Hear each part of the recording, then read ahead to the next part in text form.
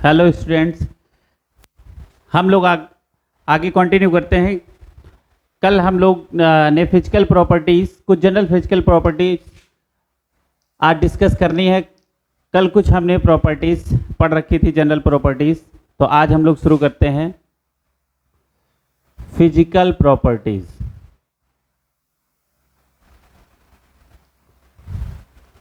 और मौज में हो बेटा लोग, शुरू कर लेते हैं, बात कर लेते हैं। फिजिकल प्रॉपर्टीज में सबसे पहले हमको पढ़ना है बेटा melting point and boiling point. सबसे पहले यही पढ़ना है, मेल्टिंग पॉइंट और बॉइलिंग पॉइंट। तो देखो बेटा, डी ब्लॉक के एलिमेंट्स का मेल्टिंग पॉइंट और बॉइलिंग पॉइंट एस ब्लॉक के एलिमेंट से ज़्यादा होता है। देखो बेटा, डी ब्लॉक में भी मेटल पाए जाते हैं, एस ब्लॉक में भी मेटल्स पाए जाते हैं। तो अब चलो यहाँ पे एक थोड़ी सी स्टार लगा के बात पढ़ लेते हैं। वो बात है मेटेलिक कैरेक्टर की। किसकी बात है? मेटेलिक कैरेक्टर की। ठीक है, metallic character.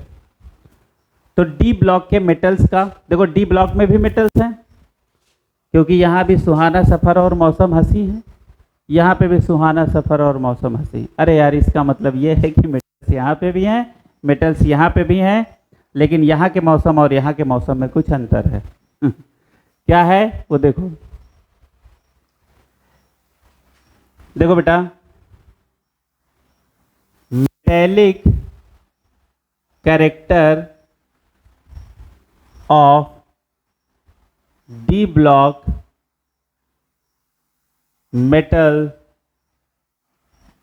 metals is lower than S block metals due to। क्या कारण है? ठीक है, मेटेलिक कैरेक्टर डी ब्लॉक के मेटल्स का कम है, किससे बेटा? एस ब्लॉक के मेटल से, ड्यू टू। किसके कारण? किसके कारण? कारण दो हैं, एक और दो। पहला है small size. Small size, small size होने के कारण इसका मेटेलिक कैरेक्टर कम होता है। और दूसरा है हाई आयोनाइजेशन एंथैल्पी। ये कोई खास बात नहीं है, ये सब आप लोग जानते हो, बस थोड़ी सी बात समझने की है। वो क्या है आप समझो बेटा। देखो, जैसे ही हम पीरियाडिक टेबल में लेफ्ट टू राइट जाते हैं, किसमें? पीरियड्स में लेफ्ट टू राइट जाते हैं, तो साइज क्या होता है बेटा? साइज घटता है। साइज घट रहा है, इसका मतलब कि आयोनाइजेशन एंथैल्पी क्या करेगी? बढ़ेगी। ठीक है, देखो, जब साइज छोटा होगा तो न्यूक्लियस में, न्यूक्लियस और जो सेल होगी उसके सराउंडिंग सेल, उसके इलेक्ट्रॉन में अट्रैक्शन ज़्यादा होगा, जेड इफेक्टिव ज़्यादा होगा। और जब जेड इफेक्टिव ज़्यादा होगा तो साइज कम होगा, यानी छोटा होगा। तो ये बात समझ में आ गई। मेटेलिक कैरेक्टर कहानी समझ में आ गई, और बहुत घबराने वाली बात नहीं है, मौज मौज में पढ़ लो। डी ब्लॉक इंपॉर्टेंट है, क्योंकि यहाँ से दो सवाल आने ही आने हैं। डर गए हैं? हाँ, चलो अच्छा बेटा, अगली बात देखना है कि अब देखो भाई, मेटल डी ब्लॉक में भी है, मेटल एस ब्लॉक में भी है। तो यानी एस, देखो मेनली मेटल्स की यदि बात करें तो मेटेलिक कैरेक्टर जिसके पास ज़्यादा है वही मेटल अच्छा है। अच्छा, अब देखो भाई, एस ब्लॉक के मेटल्स और डी ब्लॉक के मेटल्स में मेटेलिक कैरेक्टर इसका ज़्यादा है, यानी इसके जैसे ही कैरेक्टर इस वाले मेटल्स के भी हैं। कहानी समझ में आ गया? जैसे क्या होते हैं, ये चमक वाले, लश्कर वाले होते हैं, ठीक है, ये डक्टाइल होते हैं, ये मेलिएबल होते हैं, वैसे ये लोग भी होते हैं। कोई टेंशन लेने वाली बात नहीं है। चलो, ये कहानी सबको समझ में आ गई। अब आ जाते हैं अपने मेन बात पे। देखो बेटा, डी ब्लॉक एलिमेंट्स का एस ब्लॉक एलिमेंट से मेल्टिंग और बॉइलिंग पॉइंट ज़्यादा होता है। क्यों? क्योंकि देखो ये भी मेटल है, ये भी मेटल है, सर दर्द हो गया इस सब मेटल मेटल से। तो अब देखो तो यहां पे कौन सी बॉन्डिंग होगी बेटा? मेटेलिक बॉन्डिंग होगी, और प्लस यहां पे एक एक्स्ट्रा कोवैलेंट बॉन्डिंग होगी। कौन सी बॉन्डिंग होगी? कोवैलेंट बॉन्डिंग होगी। और यहां सिर्फ और सिर्फ कौन सी बॉन्डिंग होगी बेटा? मेटेलिक बॉन्डिंग होगी।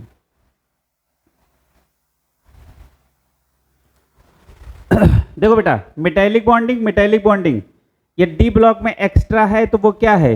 Covalent bonding. एक्स्ट्रा क्या है? Covalent bonding. तो देखो कोवैलेंट बॉन्डिंग होने के कारण इसका मेल्टिंग पॉइंट और बॉइलिंग पॉइंट इससे ज्यादा हो गया। भाई मेटेलिक बॉन्डिंग, मेटेलिक बॉन्डिंग ये तो सेम सेम हो गया, इसमें एक्स्ट्रा क्या है? Covalent bonding. और कोवैलेंट बॉन्डिंग होने के कारण ही इसका यानी डी ब्लॉक एलिमेंट्स का मेल्टिंग और बॉइलिंग पॉइंट ज्यादा होता है। कहानी समझ में आ गई?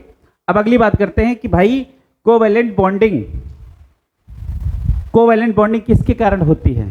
तो देखो बेटा, ये होती है due to unpaired electron present in d orbitals. किसके कारण होती है? D orbitals. ठीक है, अब बहुत अच्छे से समझिएगा। अब आप यहां ध्यान दीजिएगा, ये हटा देते बेटा, इसका पूरा कांड हो गया।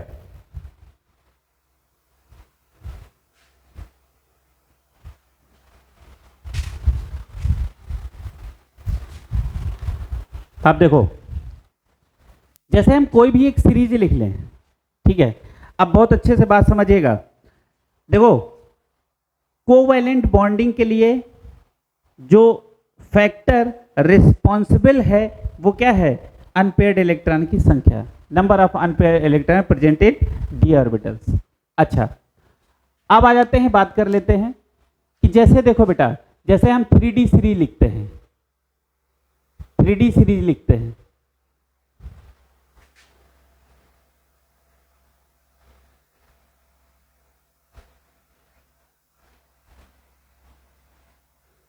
सीरीज सबको आती है, शक्ति, विक्रम, फिकोनी और कुंजन। कुंजन एक लड़की है, शक्ति, विक्रम और फिकोनी 3 लड़के हैं और एक लड़की है। यही सीरीज याद करवाई थी हमने मौज मौज में। तो अगला देखो बेटा, आप कहानी सुनो। देखो जैसे जैसे हम यहां से इधर को चलते हैं, बहुत ध्यान से समझिएगा, जैसे जैसे हम यहां से यहां को चलते हैं, अनपेयर्ड इलेक्ट्रॉन की संख्या बढ़ती है। कैसे? देखो भाई, इसका क्या हो जाएगा? अब इसमें कितना इलेक्ट्रॉन हो जाएगा? 4s2 3d1। ठीक, इसमें कितना हो जाएगा? 4s2 3d2। इसमें क्या हो जाएगा? 3d3।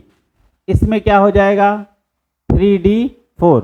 अच्छा, इसका 3d4 होता है तो 4s1, यहां से एक इलेक्ट्रॉन हम ले लेते हैं, तो इसको हम क्या कर देते हैं? 5, और इसको क्या कर देते हैं बेटा? इसको 1 कर देते हैं। ठीक है, उसके बाद मैग्नीज, मैग्नीज के पास क्या है? 4s2 और 3d5। कहानी समझ में आ रही? अच्छा, एक बात आपको ये समझ में आई होगी, एक बात समझ में आई होगी कि डी में अनपेयर्ड इलेक्ट्रॉन की संख्या कहां पे ज्यादा है? यहां पे ज्यादा है, मैग्नीज में। उसके बावजूद भी एनामोलस बिहेवियर होने के कारण इसका मेल्टिंग पॉइंट और बॉइलिंग पॉइंट कम होता है। इसको याद रखना बेटा। अब हम स्टार लगा के आपको बता दे रहे हैं। अगली सीरीज अब देखो, 4D सीरीज, याद कर लेना बेटा इसको।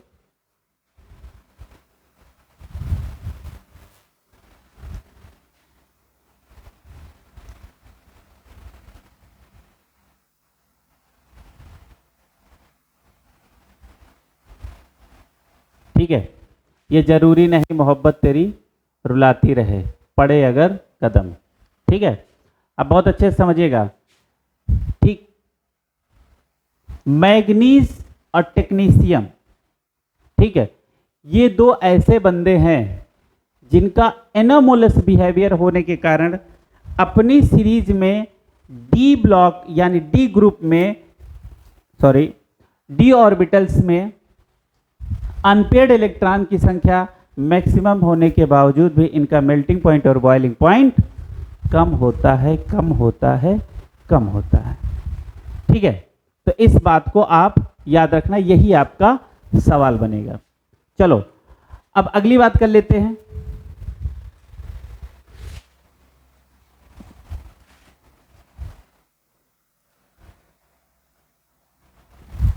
अब अगली बात कर लेते हैं। अब देखो बेटा, चलो इसी में बता देते हैं। अब देखो, जैसे जैसे हम यहाँ इधर से इधर को बढ़ेंगे, अनपेयर्ड इलेक्ट्रॉन की संख्या यहाँ तक बढ़ेगी और उसके बाद घटना शुरू हो जाएगी, और वहाँ यहाँ पे अनपेयर्ड इलेक्ट्रॉन की संख्या 0 हो जाएगी। भाई ये कंप्लीट डी फिल होगा। इसका भी इलेक्ट्रॉनिक कॉन्फ़िगरेशन कर देते हैं। जिंक 30 होता है, इसका इलेक्ट्रॉनिक कॉन्फ़िगरेशन करेंगे 1s2 2s2 2p6 3s2 3p6 4s2 3d10। Unpaired electron तो यहां है ही नहीं, ठीक है। तो जिंक के पास क्या होगा? कोवैलेंट बॉन्डिंग नहीं होगी, ठीक है। और कोवैलेंट बॉन्डिंग ना होने के कारण इसका मेल्टिंग पॉइंट और बॉइलिंग पॉइंट अपने ग्रुप में सबसे कम होगा। अच्छा, अपने ग्रुप में नहीं बेटा, अपनी सीरीज में सबसे कम होगा। इस सीरीज में जिंक का मेल्टिंग पॉइंट और बॉइलिंग पॉइंट सबसे कम होगा due to absence of covalent bonding, ठीक है। अच्छा, कोवैलेंट बॉन्डिंग नहीं हुई उसका कारण क्या है कि यहां पे डी ऑर्बिटल के पास अनपेयर्ड इलेक्ट्रॉन की संख्या 0 है, यानी नहीं है। जब डी ऑर्बिटल्स के पास अनपेयर्ड इलेक्ट्रॉन की संख्या नहीं है तो कोवैलेंट बॉन्डिंग नहीं है, इसीलिए अपनी सीरीज में जिंक का मेल्टिंग और बॉइलिंग पॉइंट सबसे कम होगा। अच्छा, वैसे ही 4d सीरीज में कैडमियम का मेल्टिंग पॉइंट और बॉइलिंग पॉइंट सबसे कम होगा। अच्छा, अब अगली बात आ जाओ। तो यहां पे क्या हो गया? देखो बेटा, जिसका मेल्टिंग पॉइंट और बॉइलिंग पॉइंट कम होता है वो लोग वोलेटाइल होते हैं। वोलेटाइल बोले तो उड़नशील, कहानी समझ आ गया? ठीक है। वोलेटाइल मेटल्स के नाम से जो बदनाम हैं वो हैं जिंक, कैडमियम और मरकरी। कहानी समझ में आ गई? अच्छा, ये इनका मेल्टिंग और बॉइलिंग पॉइंट सबसे कम होता है। अच्छा, एक और बात समझिएगा, ठीक है। इसको बेटा हटा देते हैं, फिर उसी में समझा देते हैं। सब कहानी उसी की है। देखो, हटा दें इसको। चलो इसको भी हटा देते हैं।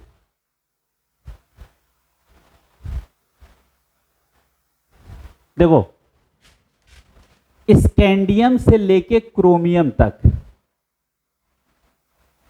मेल्टिंग पॉइंट और boiling point, melting point and boiling point increases, ठीक है। मैग्नीज से लेके,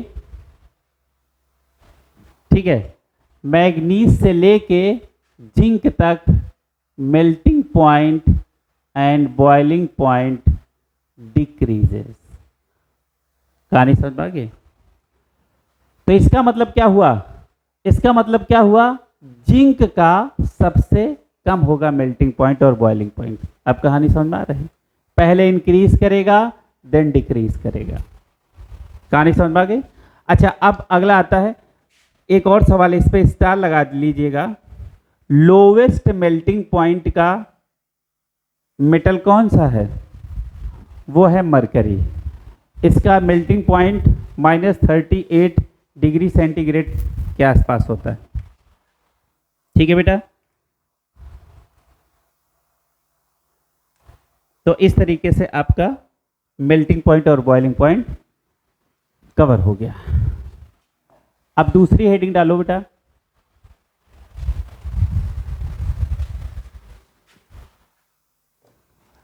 नंबर 2 है एंथैल्पी ऑफ एटोमाइजेशन।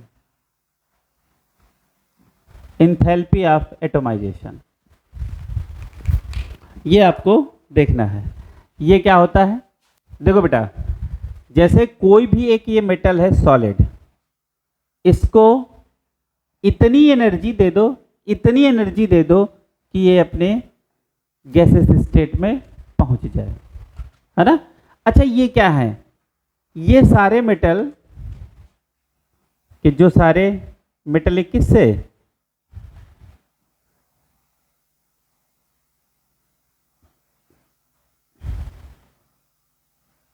ऐसे सब जुड़े होंगे, ऐसे, है ना। तो इसको हम क्या ये नहीं बोल सकते हैं energy required to separate the atoms. Energy required to separate the atom, ठीक है। इतनी एनर्जी दे दो ये अलग हो जाए, ये टूट के निकल जाए, ये टूट के निकल जाए, ये टूट के निकल जाए, ये टूट के निकल जाए, ये टूट के निकल जाए, मतलब सब टूट टूट के निकल जाए, ठीक है। तो energy required to separate the atom, यानी ये सारे एटम अलग हो जाएं, सब अपने गैसेस स्टेट में पहुंच जाएं। इसको बोलते हैं एनर्जी ऑफ एटोमाइजेशन। अब देखो बेटा, एंथैल्पी ऑफ एटोमाइजेशन, ठीक है, नंबर ऑफ अनपेयर्ड इलेक्ट्रॉन जिसके पास जितने ज़्यादा होंगे उसका। अब देखो यहाँ हम डी ब्लॉक की बात, डी सबसेल की बात नहीं कर रहे हैं कि डी सबसेल के पास अनपेयर्ड इलेक्ट्रॉन हो, डी के पास हो, एस के पास हो, या डी और एस सबके पास हो, जिसके पास अनपेयर्ड इलेक्ट्रॉन हो सबके जोड़ लो और उसी हिसाब से आप क्या निकालो, एंथैल्पी ऑफ एटोमाइजेशन निकाल लो। जैसे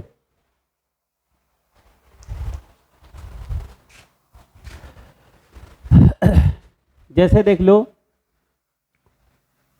क्रोमियम 1, इसका क्या होता है?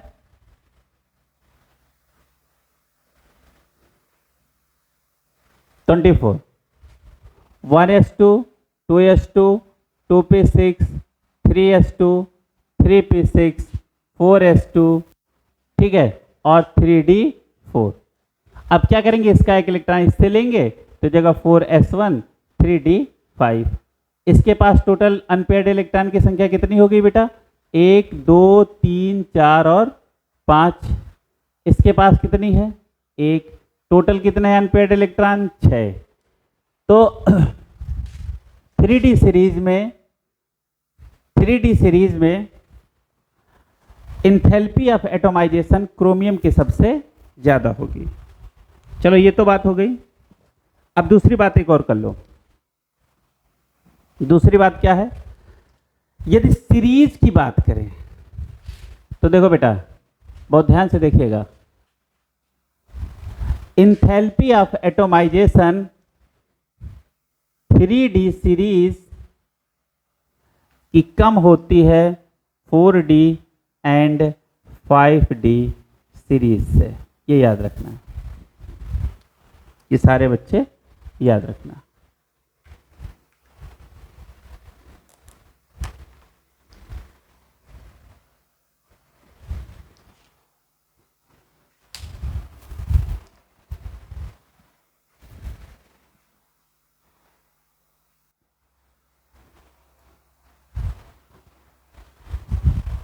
अब अगली हेडिंग हम लोग डालते हैं एटॉमिक साइज। अगली हेडिंग हमारी है एटॉमिक साइज। चलो बेटा, अब हम लोग एटॉमिक साइज के विषय में पढ़ लेते हैं। तीसरी हेडिंग डाल लेते हैं बेटा, एटॉमिक साइज। देखो यहां पे हम लोग एटॉमिक साइज की बातें दो तरीके से करेंगे, पीरियड्स में करेंगे और ग्रुप्स में करेंगे, टॉप टू बॉटम, पीरियड में, ठीक है, और ग्रुप में, ठीक है।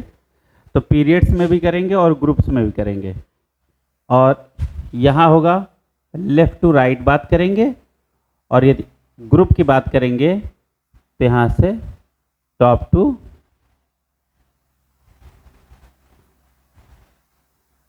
टू बॉटम करेंगे, ठीक है, टॉप टू बॉटम करेंगे।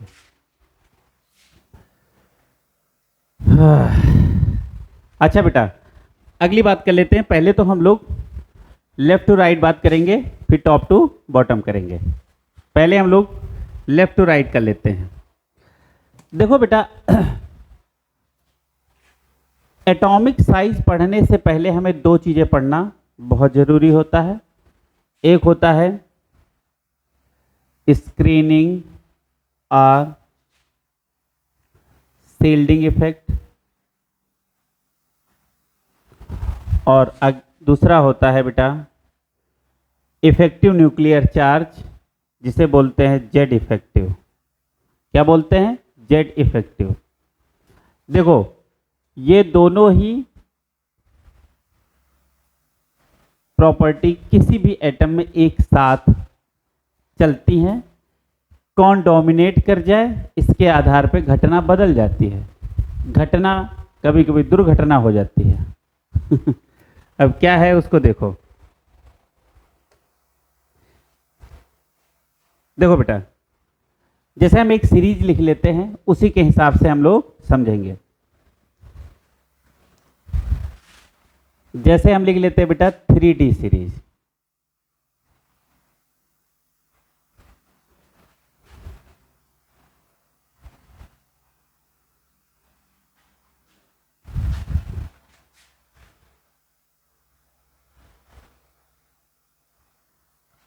सीरीज।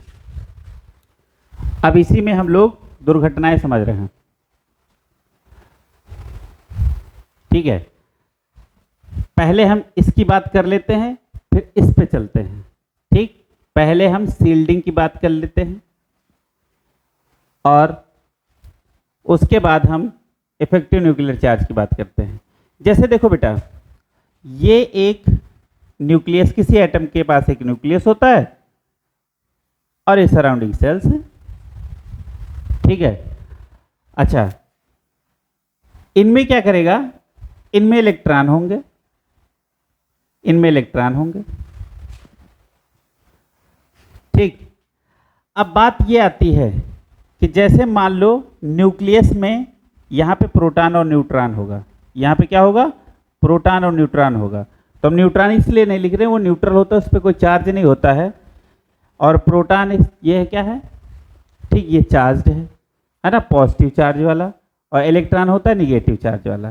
तो ऐसा मान लीजिए कि प्रोटॉन और इलेक्ट्रॉन में चक्कर चल रहा है। चक्कर चलने का मतलब ये है कि इनमें अट्रैक्शन है, क्योंकि अपोजिट चार्ज वाले हैं, ठीक है। अच्छा, हो क्या रहा है कि देखो ये बाहर वाली शेल है, इसके इलेक्ट्रॉन से न्यूक्लियस के प्रोटॉन का चक्कर चल रहा है। और पेनल्टीमेट सेल में इसमें इलेक्ट्रॉन की संख्या जैसे जैसे जैसे जैसे जैसे बढ़ेगी तो इनके कंपटीटर हो जाएंगे ये। तो यदि इनसे अट्रैक्शन यदि हो गया पास में, तो इनका अट्रैक्शन थोड़ा सा कम हो जाएगा। कहने का मतलब ये है बेटा, जैसे जैसे पेनल्टीमेट सेल में इलेक्ट्रॉन की संख्या बढ़ेगी, वैसे वैसे क्या होगा?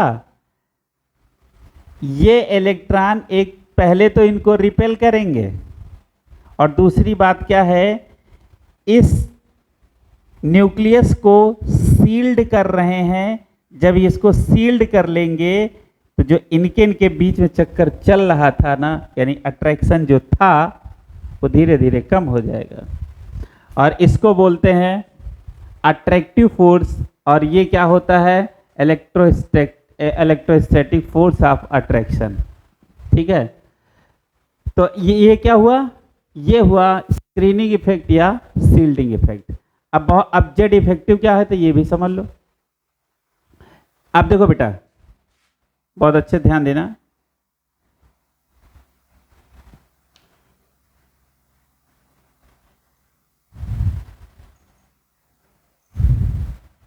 ठीक है, इसको पढ़ने से पहले दो चीजें हम, एक चीज और पढ़ लेते हैं, वो होता है स्क्रीनिंग पावर। ठीक है, एस की स्क्रीनिंग पावर सबसे ज़्यादा होती है, फिर पी की होती है, फिर डी की होती है, और फिर एफ की होती है। ठीक है, अच्छा क्या होता है? न्यूक्लियस के एस सबसेल करीब होगा, फिर पी और दूर होगा, डी और दूर, और एफ और। अच्छा, इसका मतलब क्या है कि जैसे स्क्रीनिंग का मतलब क्या हुआ कि जैसे ये ज़्यादा क्या करेगा? इसके और इसके अट्रैक्शन को, यानी इसके और इसके अट्रैक्शन को यदि ये सेल है तो ज़्यादा सील्ड करेगी। ठीक है, देखो सील्डिंग जितनी अच्छी होगी जेड इफेक्टिव उतना खराब होगा। कहानी समझ में आ गया? सील्डिंग देखो ऐसे समझो ना, यदि इसमें इलेक्ट्रॉन की संख्या ज़्यादा आ गई तो एक तो ये इलेक्ट्रॉन इसको रिपेल करेंगे, ये वाले इलेक्ट्रॉन इसको रिपेल करेंगे, और इसका अट्रैक्शन इससे कम भी हो जाएगा इससे। अच्छा, ये किसके कारण हो रहा? सील्डिंग के कारण। तो सील्डिंग जितनी बेहतर होगी तो इफेक्टिव न्यूक्लियर चार्ज क्या होगा? उतना कम होगा। अभी ये बात अच्छे से समझ में नहीं आई, इफेक्टिव न्यूक्लियर चार्ज होता क्या है। देखो बेटा, इफेक्टिव न्यूक्लियर चार्ज होता है ये, आपको समझ में आया? देखो, एटॉमिक नंबर में से स्क्रीनिंग, आइए क्या है? Screening constant. ठीक है, स्क्रीनिंग कांस्टेंट जितना ज्यादा होगा जेड क्या हो जाएगा बेटा? उतना कम हो जाएगा। कहानी समझ में आ गया? तो इफेक्टिव न्यूक्लियर चार्ज, यहां से कुछ इतनी थोड़ी सी दिमाग में एक बात बनी होगी। अच्छा, लेकिन अभी पूरी बात समझ में नहीं आई, तो ऐसे समझो कि जब न्यूक्लियस का और सराउंडिंग सेल्स में प्रेजेंट इलेक्ट्रॉन के बीच में क्या हो जाए? अट्रैक्शन हो जाए। क्या हो जाए? अट्रैक्शन हो जाए। अट्रैक्शन हो जाए, लेकिन पेनल्टीमेट सेल में इलेक्ट्रॉन उससे ज़्यादा फिर ना आए, क्योंकि यदि इलेक्ट्रॉन ज़्यादा आ गए तो सील्डिंग हो जाएगी, यदि सील्डिंग हो जाएगी तो जेड इफेक्टिव कम हो जाएगा। कहानी समझ में आ गया? इसका मतलब क्या है? जेड इफेक्टिव न्यूक्लियस और आउटर मोस्ट सेल के बीच में क्या है? अट्रैक्शन। ठीक है, और सील्डिंग क्या है? इसी अट्रैक्शन को कम करने वाला फैक्टर। कहानी समझ में आ गया? तो यानी एक एटम में एक ही साथ दो चीजें चलती हैं। क्या? यानी स्क्रीनिंग और सील्डिंग इफेक्ट भी, और जेड इफेक्टिव। यानी जेड इफेक्टिव हमारा क्या हुआ? Effective nuclear charge. अच्छा, इफेक्टिव न्यूक्लियर चार्ज क्या है? अरे भैया, यही है फोर्स ऑफ अट्रैक्शन। यही क्या है? यही है फोर्स ऑफ अट्रैक्शन। देखो, इनके बीच में जो अट्रैक्शन है वो जेड इफेक्टिव है, इसी को बोलते हैं अट्रैक्टिव फोर्स, इसी को बोलते हैं इलेक्ट्रोस्टैटिक फोर्स ऑफ अट्रैक्शन। यदि यहां पे इलेक्ट्रॉन ज्यादा आगे इसको सील्ड कर दिए तो हमारा इलेक्ट्रोस्टैटिक फोर्स ऑफ अट्रैक्शन कम हो जाएगा। कहानी समझ में आ गई? तो एक एटम में दो दुर्घटनाएं एक साथ चलती हैं, एक स्क्रीनिंग या सील्डिंग इफेक्ट, दूसरा जेड इफेक्टिव। अब ठीक, अब इस चीज को हम आते हैं इसमें समझते हैं। देखो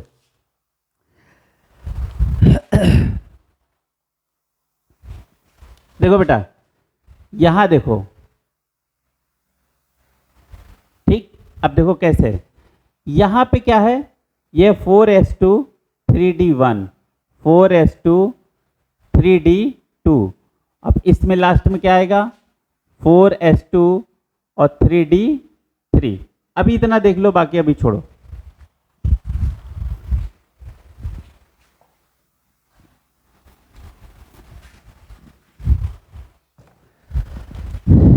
देखो भैया, ये न्यूक्लियस हुआ, ये एक शेल है, ये दूसरी। अच्छा, आउटर मोस्ट सेल कौन सी है, ये, यानी ये 4s है। पेनल्टीमेट सेल कौन सी है, ये, यानी ये 3d है। 3d में कितना इलेक्ट्रॉन है, एक। इसमें कितने इलेक्ट्रॉन है, दो। अभी देखो बात समझते जाओ, अभी तुम्हारी सब समझ में आएगा बेटा। इसका स्ट्रक्चर बनाओ। ये आपका न्यूक्लियस है, ठीक है, ये 4s है, ये 3d है। इसका भी बनाओ, इसका भी बना लो स्ट्रक्चर। ये आपका न्यूक्लियस है, एक ये शेल है, एक ये शेल है, ठीक है। ये 3d है, ये 4s है, ठीक। अच्छा देखो क्या कर रहा, अभी न्यूक्लियस में जो प्रोटॉन है, ठीक है, और इसमें 2 इलेक्ट्रॉन है, इसमें 2 इलेक्ट्रॉन है। अब इसमें d में कितने हैं, 2 इलेक्ट्रॉन। इसमें d में कितने हैं, 3 इलेक्ट्रॉन। लफड़ा बढ़ रहा, कैसे? अब सुनो बेटा, यहाँ देखो, यहाँ 1 इलेक्ट्रॉन है, तो सील्डिंग उतना इफेक्ट नहीं डालेगी इनके अट्रैक्शन में। इनके और इनके बीच में जो अट्रैक्शन चल रहा है, 1 इलेक्ट्रॉन उतना काम नहीं बिगाड़ेगा, यानी यहां पे सील्डिंग कम है, ठीक है। देखो इनके अट्रैक्शन में 2 इलेक्ट्रॉन हुए, थोड़ा सा सील्डिंग बढ़ा। यहां और थोड़ा सा सील्डिंग बढ़ा। अरे यही तो पूरा ये है, ऐसे समझ लो ना, ठीक है। यहां पे देखो 3 इलेक्ट्रॉन आ गए और यहां पे 2 इलेक्ट्रॉन हैं, अब सील्डिंग और बढ़ा। लेकिन एक बात समझिएगा कि बेटा स्कैंडियम से लेके मैग्नीज तक और फिकोनी और कुंजन, ठीक है, स्कैंडियम से लेके मैग्नीज तक जेड इफेक्टिव डोमिनेट करता है स्क्रीनिंग इफेक्ट पे, ठीक है। तो जब यहां पे क्या करेगा, स्कैंडियम से लेके मैग्नीज तक जेड इफेक्टिव डोमिनेट करेगा, यानी इलेक्ट्रोस्टैटिक फोर्स ऑफ अट्रैक्शन क्या करेगा, डोमिनेट करेगा किस पे, रिपल्सिव फोर्स। अच्छा यार, रिपल्सन वाली बात किससे हो रही है, स्क्रीनिंग इफेक्ट से। कहानी समझ में आ गया? तो अब ये स्क्रीनिंग वाली बात समझ में आई, इसको हटा के आगे चलें, मजा आ जाए, पैसा वापस। ये कौन सी कहानी है? चलो अच्छा देखो बेटा, आप देखो भाई, यहां से यहां तक क्या हो गया, जेड इफेक्टिव, ठीक है, ज्यादा होगा और स्क्रीनिंग या सील्डिंग इफेक्ट पे डोमिनेट करेगा। अच्छा, यानी यहां पे हम क्या कह सकते हैं कि यहां पे अट्रैक्टिव फोर्स, अच्छा अट्रैक्टिव फोर्स कहां लगा है, न्यूक्लियस और आउटर मोस्ट सेल के इलेक्ट्रॉन के बीच में, या इसी को हम क्या बोल सकते हैं,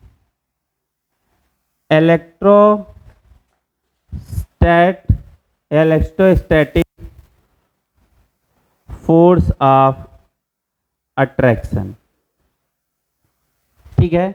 अट्रैक्टिव फोर्स, ये अट्रैक्टिव फोर्स कौन सा, इलेक्ट्रोस्टैटिक फोर्स ऑफ अट्रैक्शन ही है ना। ये डोमिनेट कर रहा है किस पे, सील्डिंग पे, क्योंकि एक एटम पे एक ही साथ दोनों इफेक्ट काम कर रहे हैं। कौन डोमिनेट कर रहा है उसके हिसाब से क्या होगा बेटा, साइज पे असर होगा। तो देखो जैसे जैसे जेड इफेक्टिव बढ़ेगा, यानी न्यूक्लियस और आउटर मोस्ट सेल के इलेक्ट्रॉन के बीच में अट्रैक्शन बढ़ रहा है। अट्रैक्शन बढ़ रहा है तो साइज कम होगा। तो यहां से लेके यहां तक, अब बहुत ध्यान से समझिएगा, यहां से लेके यहां तक क्या हो जाएगा, साइज डिक्रीजेस। ठीक है। अच्छा, यहां पे क्या हो जाएगा, यहां पे जेड इफेक्टिव, मैं जेड इफेक्टिव जहां जहां बोल रहा हूं वो आप इलेक्ट्रोस्टैटिक फोर्स ऑफ अट्रैक्शन समझिएगा। एंड शील्डिंग इफेक्ट या स्क्रीनिंग इफेक्ट लगभग बराबर होंगे, तो इनके साइज भी लगभग बराबर होंगे। तो क्या हो जाएगा, साइज ऑलमोस्ट कैसा होगा, सेम। ठीक। अब उसके बाद यहां से यहां तक में क्या होगा, अब यहां पे आपका स्क्रीनिंग इफेक्ट डोमिनेट कर जाएगा जेड इफेक्टिव। ठीक है। यानी अब बीच वाले इलेक्ट्रॉन क्या कर रहे हैं, ये डोमिनेट कर रहे हैं, सील्ड कर रहे हैं। तो जो आउटर मोस्ट सेल के इलेक्ट्रॉन और न्यूक्लियस के बीच में अट्रैक्शन है ना, वो थोड़ा सा क्या हो रहा है, कम हो रहा है। तो देखो, जब न्यूक्लियस और सराउंडिंग सेल के इलेक्ट्रॉन के बीच में अट्रैक्शन कम हो रहा है, यानी साइज बढ़ रहा है, साइज इंक्रीजेस। तो ये बड़ा इरेगुलर पैटर्न है एटॉमिक साइज का। पहले डिक्रीज करता है, फिर लगभग बराबर होता है, ठीक है, उसके बाद साइज इंक्रीज करता है। कहानी समझ में आ गई? चलो, अब ये तो एक बात हुई।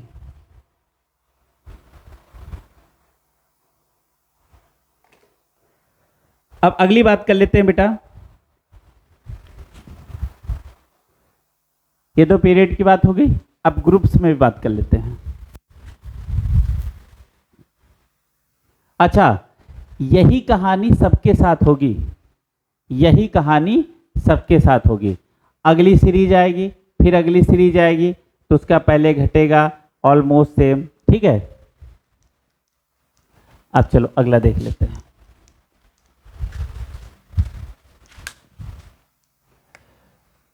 ये आपकी है 3D सीरीज,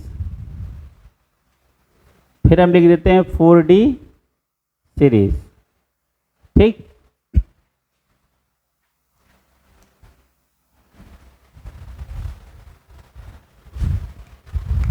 और फिर लिख देते हैं 5D सीरीज। सारी सीरीज लिख देते हैं।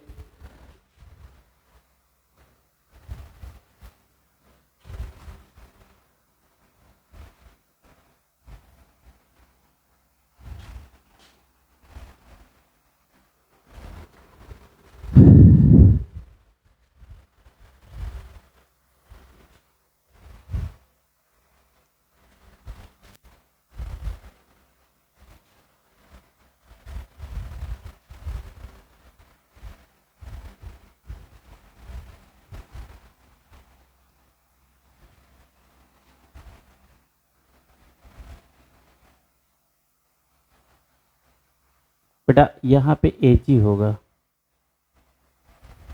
यहाँ AU होगा,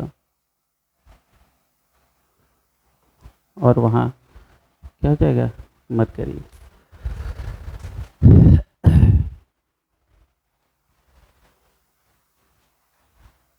ठीक है।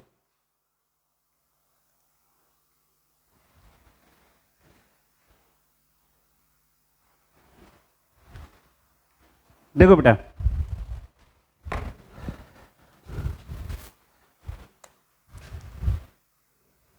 लेंथेनम के बाद 14 एलिमेंट्स ये निकाल के F ब्लॉक में अलग जगह देके नीचे आप यहाँ पे रखे गए हैं। ठीक है बेटा।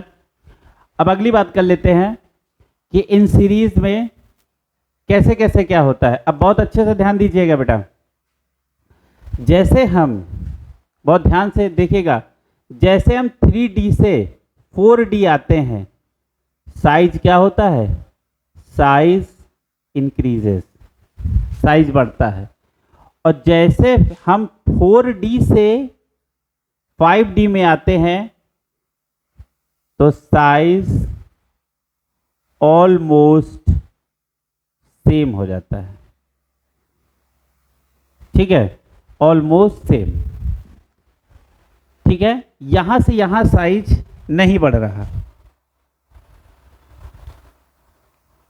अच्छा, ऐसा क्यों हो रहा है, इस बात को समझना है। ऐसा क्यों हो रहा है, इस बात को समझना है। देखो बेटा, इनको थोड़ा सा अलग रखो, अब समझो। देखो बेटा, जैसे जैसे हम किसी ग्रुप में टॉप टू बॉटम आते हैं तो क्या करता है, एटॉमिक साइज बढ़ता है। ठीक है,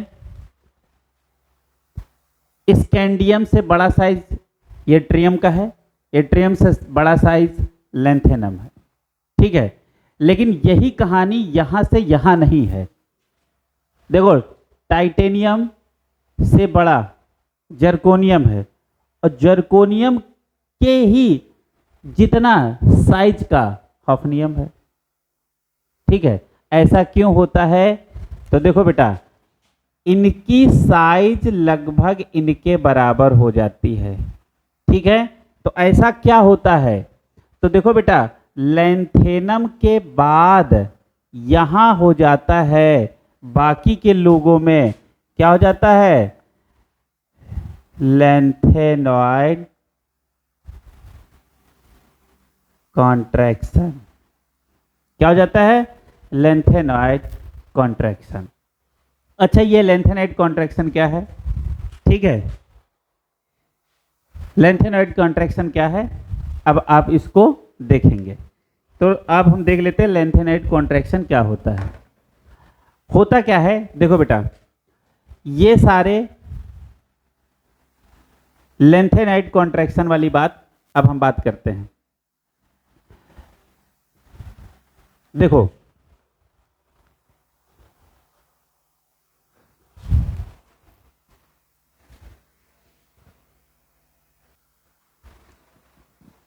देखो बेटा, ये 14 एलिमेंट्स हैं, 14 एलिमेंट्स हैं लैंथेनम के बाद में। ठीक है बेटा, तो क्या होता है कि यहाँ पे इनमें लैंथेनाइड कॉन्ट्रैक्शन होता है और लैंथेनाइड कॉन्ट्रैक्शन होने की वजह से इनका साइज क्या हो जाता है, छोटा हो जाता है। अब इसका मतलब क्या है, देखो, ये जो 14 एलिमेंट्स हैं इनमें होता क्या है, जैसे मान लो ये एक न्यूक्लियस है, न्यूक्लियस के अंदर क्या है, प्रोटॉन, सीधे वही लिख देते हैं, फिर ये शेल, फिर ये ऐसे। अब ये मान लीजिए, अब ये जैसे हमने अभी डी में पढ़ा है वैसे हम यहाँ पे पढ़ रहे हैं। ये मान लो ये एफ है, एफ सब सेल है। ठीक है, यहाँ एफ के इलेक्ट्रॉन है और यहाँ पे क्या है, एस के इलेक्ट्रॉन। तो एस के पास कितने इलेक्ट्रॉन, 2। ठीक है, अब एफ के पास 1 से लेके यानी 1 to 14 इलेक्ट्रॉन और एक एक करके इसमें आएगा, एक एक करके इसमें आएगा। जैसे जैसे इलेक्ट्रॉन इसमें आएगा तो इस क्या करेगा, इसके और इसके अट्रैक्शन को ये सील्ड करेगा, यानी इसके अट्रैक्शन को इफेक्टिव नहीं होने देगा। लेकिन यहाँ पे एक बात आती है, हमने आपको भी थोड़ी देर पहले पढ़ाया था, स्क्रीनिंग पावर एस की सबसे ज्यादा होती है, फिर पी की, फिर डी की और सबसे कम होती है बेटा एफ की। तो एफ की स्क्रीनिंग पावर यानी इनके बीच के अट्रैक्शन को रोकने की पावर इतनी कम होती है कि जेड इफेक्टिव डोमिनेट कर जाता है और साइज छोटा हो जाता है। इसी को बोलते हैं लैंथेनॉइड कॉन्ट्रैक्शन। कहानी समझ में आ गई, कहानी समझ में आ गई कि नहीं, ऐसे समझो। देखो बेटा, जैसे जैसे एटॉमिक नंबर बढ़ता है, एस में इलेक्ट्रॉन तो 2 ही रहेंगे, लेकिन जैसे जैसे एटॉमिक नंबर बढ़ता है न्यूक्लियस के अंदर प्रोटॉन की संख्या बढ़ती है और प्रोटॉन की संख्या जैसे जैसे बढ़ती है वैसे वैसे अट्रैक्शन बढ़ता जाता है। अट्रैक्शन तब बढ़ता जाएगा जब स्क्रीनिंग का इफेक्ट कम होगा। यदि स्क्रीनिंग का इफेक्ट ज़्यादा हो गया तो कितना भी एटॉमिक नंबर बढ़ जाए, यहाँ पे प्रोटॉन कितने भी आ जाए, यदि स्क्रीनिंग इफेक्टिव है तो फिर साइज छोटा नहीं होगा। ठीक है, इस चीज़ को याद रखिएगा। ठीक है, अच्छा इसको हटा देते बेटा। लैंथेनाइड कॉन्ट्रैक्शन आपको समझ में आ गया। समझ में आ गया ना? ठीक है। अच्छा, इसके बाद क्या होता है, देखो बेटा, इन लोगों का साइज एक जैसा होता है, मतलब ऑलमोस्ट सिमिलर होता है, सेम होता है। तो इन्हीं को हम बेटा क्या बोलते हैं, इन लोगों को हम क्या बोलते हैं, ये होते हैं ट्विंस ऑफ पीरियाडिक टेबल। क्या बोलेंगे बेटा इसको, ट्विंस ऑफ पीरियाडिक टेबल। अब आगे बात कर लेते हैं। अब देखो इस बात को समझना, जैसे बोला जाए स्कैंडियम, यट्रियम और लेंथेनम, तो जैसे जैसे हम नीचे आएंगे, जैसे जैसे नीचे आएंगे, यहाँ क्या करेगा, साइज इंक्रीजेस, साइज इंक्रीज करेगा। लेकिन अब यहाँ पे देखो, यहाँ पे, यहाँ से यहाँ आए साइज बढ़ा, यहाँ से यहाँ गए तो क्या हो जाएगा, साइज लगभग एक जैसा, यहाँ से यहाँ आए साइज बढ़ा एक जैसा। तो ऐसा ही बाकी में होगा। कहानी समझ में आ रही है? ठीक है बेटा। अब अगली बात कर लेते हैं। तो ये साइज वाली बात आप लोगों को अच्छे से समझ में आई? ठीक है।